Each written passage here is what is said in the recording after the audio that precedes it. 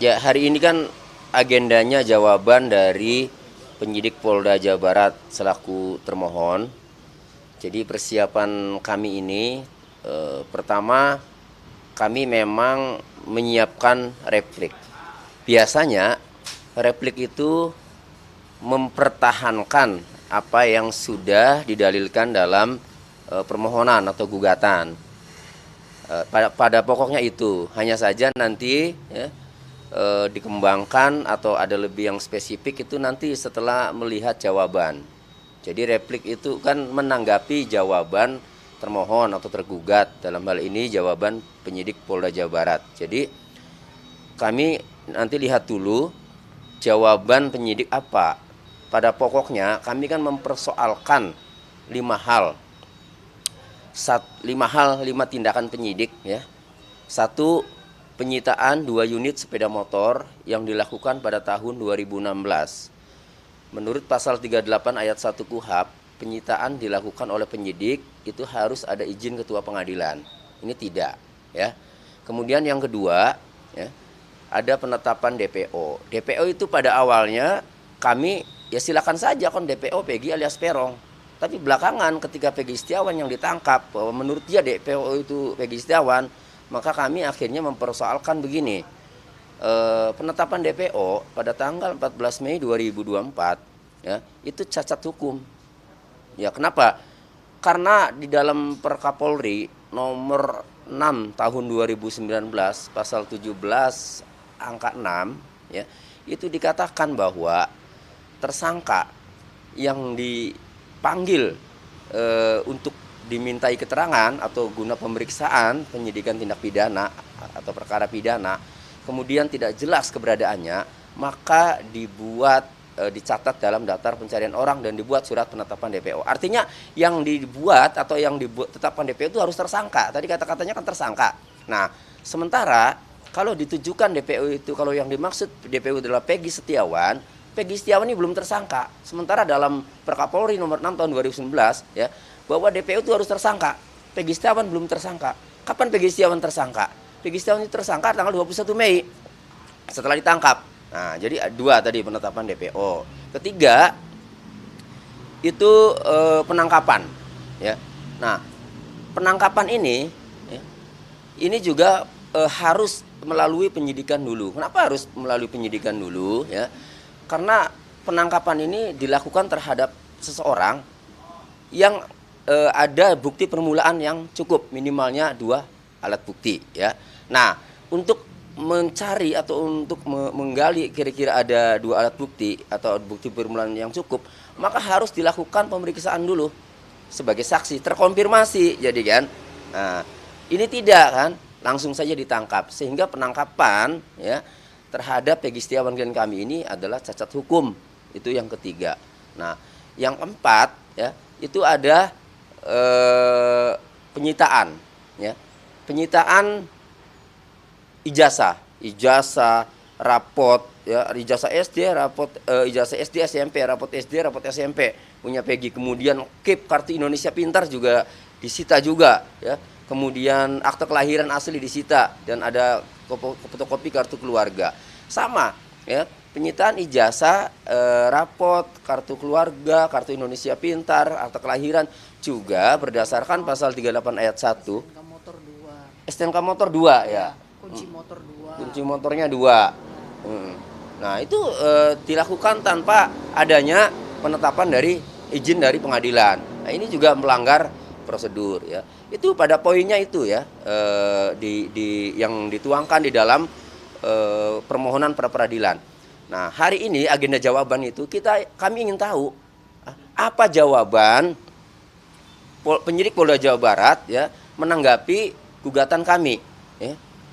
Kemudian alat bukti apa yang dimiliki. Nah, seandainya nanti jawaban itu sudah kami terima dan ada alasan-alasannya kan dalam jawaban itu, penyitaannya bagaimana, kemudian alat buktinya apa sehingga menetapkan kami sebagai tersangka ya.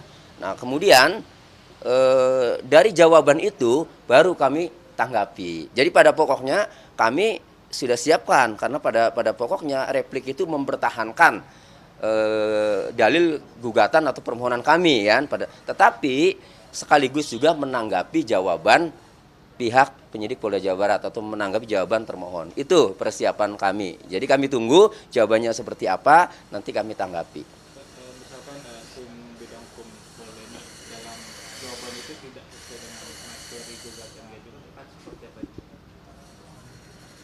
Artinya jawabannya itu tidak sesuai ketentuan ya. Misalnya alat buktinya ya ternyata tidak cukup ya. Kan begini, bagi penyidik kan percaya diri itu kemarin. Ya mungkin bagi penyidik sesuai prosedur. Kan kemarin juga disampaikan sama pihak penyidik kan bahwa penetapan tersangka, pada pokoknya penetapan tersangka yang dilakukan itu sudah sesuai prosedur. Ya silahkan, kan gini. Di dalam pasal 184 KUHP ya, itu alat buktinya itu harus jelas ya. Ada 5 alat bukti ya di dalam pasal 18 KUHP itu. Nah, yaitu 1 keterangan saksi, yang kedua ahli, ya, yang ketiga surat, keempat petunjuk, kelima keterangan terdakwa. Untuk menetapkan tersangka terhadap seseorang minimalnya 2 dari 5 tadi, minimalnya 2 alat bukti dari 5 tadi. Dan berdasarkan putusan Mahkamah Konstitusi nomor 21 tahun 2014, selain harus ada 2 alat bukti minimal ya untuk menetapkan tersangka, juga yang bersangkutan harus diperiksa dulu sebagai saksi sebelum ditetapkan tersangka. Nah, ini faktanya ya. Peggy Setiawan ini kan langsung ditangkap sebelum dilakukan pemeriksaan sebagai saksi, langsung ditangkap saja kan. Harusnya dipanggil dulu, diperiksa dulu sebagai saksi. Ini langsung saja ditangkap. Lah kalau kemudian ditangkap ada bukti ditangkap kan dia DPO. Ya, DPO-nya kan beda. Artinya kalau memang orang yang berbeda berarti kan orang yang dicurigai, belum tentu yang bersangkutan di DPO. Kalau orang dicurigai harus dilakukan penyidikan dulu, diperiksa dulu kan sampai ditemukan alat bukti, sampai ditemukan keyakinan kan. Nah, jadi ini tidak pernah diperiksa sebagai saksi dari 2016 sampai 2024 tidak pernah diperiksa sebagai saksi, terus tiba-tiba ditangkap. Nah, sementara putusan tiba-tiba ditangkap dan ditetapkan tersangka. Jadi ditangkap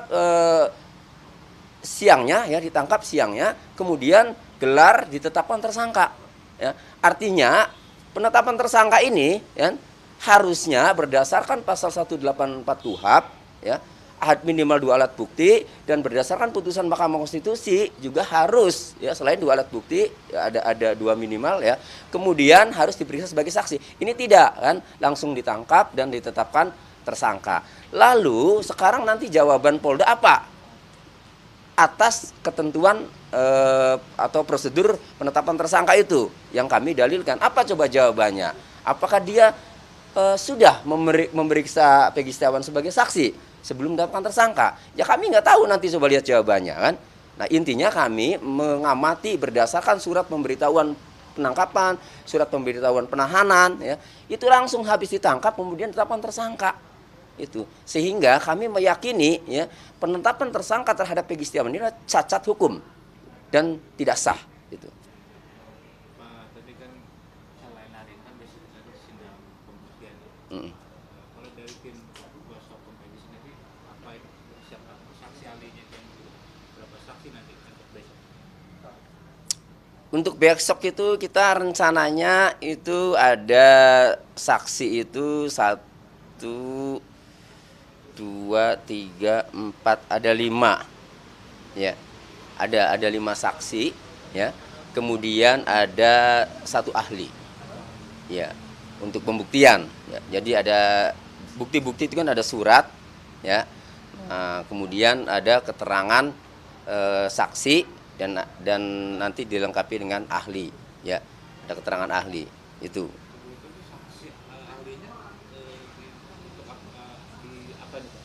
Ahli yang kami hadirkan itu, nah nanti gini, kami lihat dulu jawaban.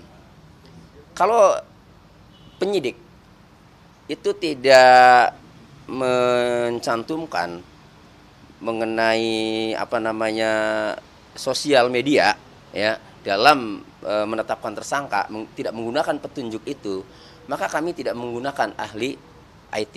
Tetapi kalau kemudian penyidik ya dalam jawabannya, kan kita lihat ketahuan nih dari jawabannya kan. Nah, penyidik misalnya ada berhubungan dengan IT, media sosial ya sebagai petunjuk menetapkan klien kami sebagai tersangka, maka kami juga menghadirkan ahli IT selain ahli pidana. Kalau ahli pidana pokok, karena ahli pidana itu ahli yang akan menjelaskan bagaimana proses ya, penyitaan secara hukum, prosedur penyitaan, bagaimana prosedur DPO, bagaimana prosedur penangkapan, bagaimana prosedur penyitaan setelah itu penggeledahan dan seterusnya, itu ahli pidana. Nah, jadi ahlinya nanti ahli pidana untuk sementara, tetapi lihat jawaban penyidik nanti kan. Kalau penyidik selain prosedur penetapan tersangka pidana ya, ada lagi untuk menetapkan tersangka itu ada tadi ya, petunjuk-petunjuk atau bukti-bukti terkait media sosial ya pasti kami hadirkan ahli di bidang IT. Kemarin kan Kabid Polda juga sempat menyatakan bahwa saksi yang akan dalam sidang pembuktian ada dua saksi ahli dan hanya surat ada dua itu. Gimana tanggapannya? Ya, jadi pembuktian yang akan diajukan oleh termohon penyidik Polda itu kan hanya ahli ya, hanya ahli. Nah, sama surat pembuktiannya kan surat ya sama keterangan ahli. Nah, ini kan jadi bertolak belakang ya. Jadi dengan bertolak belakang dengan keterangan Kabid Humas Polda Jawa Barat pada saat konferensi pers. Beliau kan menyampaikan bahwa penetapan tersangka terhadap PS kata dia itu kan berdasarkan pengakuan atau keterangan saksi ya, diantaranya itu kan AF dan ada terpidana. Lah hadirkan dong. Ya kalau yakin ya berdasarkan keterangan saksi AF dan terpidana hadirkan. Jangan ahlinya saja. Kalau tidak dihadirkan, kami menduga takut. Ya, takut apa? Takut saksi itu dicecar, dimintai keterangan ya, apalagi di live di media ya. Takut terbongkar karena selama ini yang muncul ya berita-berita itu, pengakuan-pengakuan itu banyak saksi ya yang dikondisikan.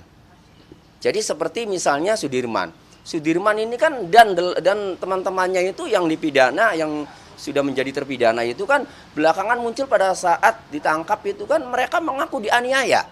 Mereka mengaku karena sudah tidak tahan. Jadi mau nggak mau ngaku. Tapi kali ini beda ya, ini akan terbuka sehingga ya hemat kami kalau dihadirkan pasti akan menjawab jujur. Terutama menerangkan Peggy.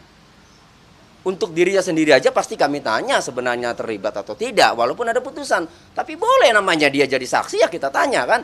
Nah kemudian yang kedua kaitannya dengan Peggy, kalau dirinya saja Sudirman tidak terlibat sebenarnya yang sebenarnya ya, maka apalagi menyebut Sudirman. Nah untuk AF ya, itu kan kesaksiannya janggal ya waktu itu.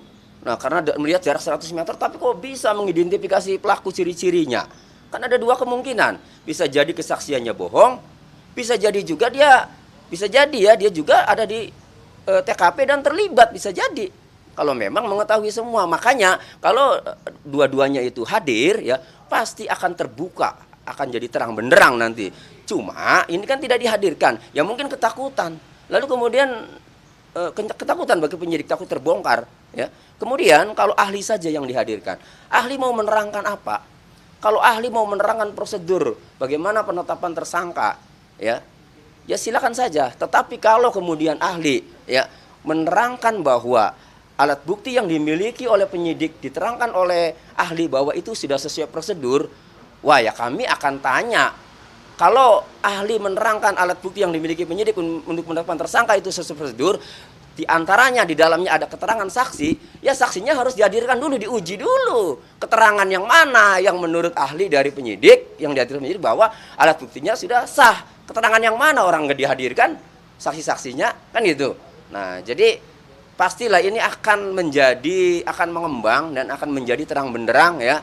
Dan kami yakin membuat hakim tunggal juga nanti akan bisa menilai bahwa dengan tidak dihadirkan saksinya itu ya sebagai alat bukti yang dapat menetapkan tersangka klien kami Peggy Setiawan ya tidak dihadirkan hanya ahli saja, kami yakin kami sudah bisa menilai, sudah bisa prediksi hakim akan ragu itu dengan penetapan tersangka PS atau Peggy Setiawan. Tadi kan Polda Jawa Barat kan tadi sempat melakukan beberapa kali tes psikologi kepada terpidana dan yang lainnya. Apakah ini akan menjadi kekhawatiran dari tim kuasa hukum Peggy bahwa Polda Jawa Barat akan melakukan tes psikologi sebagai salah satu bukti dalam penetapan Peggy? Ya, kekhawatiran ada. Hanya saja karena ini sudah masuk pra peradilan dan sudah agendanya hari ini jawaban, ya tetap kami lihat dulu apakah jawaban penyidik khususnya dalam menetapkan tersangka Peggy Setiawan, apakah ada keterangan ahli ya atau petunjuk ya dari hasil psikologi, tes psikologi. Apakah ada? Nanti kita lihat di dalam jawaban penyidik Polda Jawa Barat ini hari ini. Jadi nanti walaupun pembuktiannya Polda Jawa Barat itu nanti setelah kami ya hari Kamis, tapi dari jawaban itu ya itu kelihatan nanti apa-apa yang mau dibuktikan. Jadi ada dalilnya, pasti ada dalam jawaban itu ada dalil-dalilnya. Kenapa penyidik Polda Jawa Barat menetapkan tersangka Peggy Setiawan? Apa dasarnya? Apa alat buktinya? Kan pasti ada. Sehingga nanti akan kami lihat apakah di dalamnya termasuk ada keterangan atau hasil tes psikologi kan, nanti kami lihat nanti. Selain soal Peggy Setiawan kan Polda juga sedang mendapat penyelidikan tentang pasal 21 juga. Jadi kuasa Perintangan penyidikan. Jadi gini, penyidik Polda Jawa Barat ya silakan sah-sah saja, silakan mungkin punya wewenang untuk menyelidiki dugaan perintangan penyidikan atau obstruction of justice sebagaimana diatur dalam pasal 221 KUHP. Silakan saja. Nah, tapi jangan lupa kalau dugaan tindak pidana perintangan penyidikan atau obstruction of justice ditujukan kepada keluarganya Peggy, ya. Masa nggak cerdas? Tunggu dulu dong. Peggy Setiawannya ini pelaku bukan. Peggy Setiawannya ini terbukti sebagai pelaku tindak pidana bukan. Nah ini tunggu dong putusan baik pra peradilan maupun putusan perkara pokok nanti di pengadilan. Kalau di sini gagal ya. Nah, tapi kami yakin lah sebenarnya di sini. Tapi intinya tunggulah sampai putusan pengadilan. Kalau kemudian ternyata Peggy Setiawan bukanlah pelaku tindak pidana, ya apa yang dilakukan oleh keluarganya termasuk bapaknya yang diperiksa obstruction of justice ya bukan merupakan tindakan perintangan penyidikan. Merintangi siapa? Orang Peggy Setiawannya tidak bersalah, bukan pelaku. Kan gitu. Itu. Jadi kita lihat dulu dan penyidik Polda Jawa Barat juga harus cerdas. Ya tidak usah terburu-buru. Tunggu saja dulu ya. Putusan baik pra peradilan maupun ya perkara pokok Peggy Setiawan ini terlibat tidak dalam peristiwa pembunuhan Pina Eki di Cirebon itu. apabila hasil dari identitas persidangan diharapkan apa yang dilakukan selanjutnya? Ya, pada prinsipnya kami optimis, ya. Kami optimis dengan pernah diuji, ya, di kejaksaan, berkas dilimpahkan ke kejaksaan, lalu kejaksaan menjawab, ya, bahwa ada kekurangan syarat formil dan material. Formil itu penting, formil itu terkait subjek hukum sebagai pelaku tindak pidana, orangnya tepat belum. Jadi DPO-nya Peggy alias Peron, kemudian yang ditangkap Peggy Setiawan, ya, kemudian di berkas dijawab oleh Kejaksaan Tinggi Jawa Barat dengan mengatakan belum memenuhi syarat formil, itu berarti ya tidak bisa itu tidak bisa dikatakan Peggy alias Peron itu adalah Peggy Setiawan itu, ya. Itu menurut kami karena syarat formilnya itu belum terpenuhi. Syarat formil ini terkait orang yang melakukan tindak pidana atau pelaku, ya, atau subjek hukumnya, ya. Nah, jadi ya sebenarnya kami optimis, apalagi sudah pernah diuji di berkas di kejaksaan, ya. Berkas di 5 kejaksaan sudah pernah diuji dan ada jawabannya. Tetapi ya kami nggak tahu, ya. Karena hukum di Indonesia ini seringkali ya kadang ya tekanan-tekanan ya dari atas untuk kepentingan orang-orang tertentu yang mempunyai kekuatan ya itu terkadang masih kelihatan masih terjadi. Jadi kami nggak tahu ya. Tapi makanya kami tetap berusaha semaksimal mungkin, berjuang semaksimal mungkin dengan dikawal media, dengan dikawal seluruh masyarakat Indonesia, ya netizen. Tetapi kalau nanti hasilnya tetap ya tidak sesuai harapan kami, ya kami akan berjuang terus di pemeriksaan pokok perkara di pengadilan. Tentu nanti sidangnya di Pengadilan Negeri Cirebon. Kalau sampai di sini di pra-peradilan gagal ya, tentu nanti persidangan pokok perkara ya di Pengadilan Negeri Cirebon, dan itu jauh lebih terbuka, jauh lebih luas. Kalau semua saksi-saksi pada ketakutan tidak dihadirkan, ya sudah berarti kan tidak ada alat bukti yang disampaikan di depan persidangan, karena alat bukti yang sah itu adalah yang disampaikan di persidangan. Itu. Makasih Mas. Oke.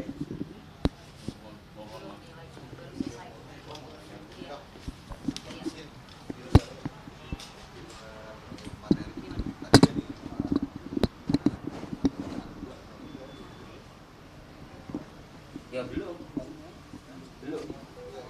Saksi. Alat bukti penyidik. Ya belum, nanti jawaban hari ini.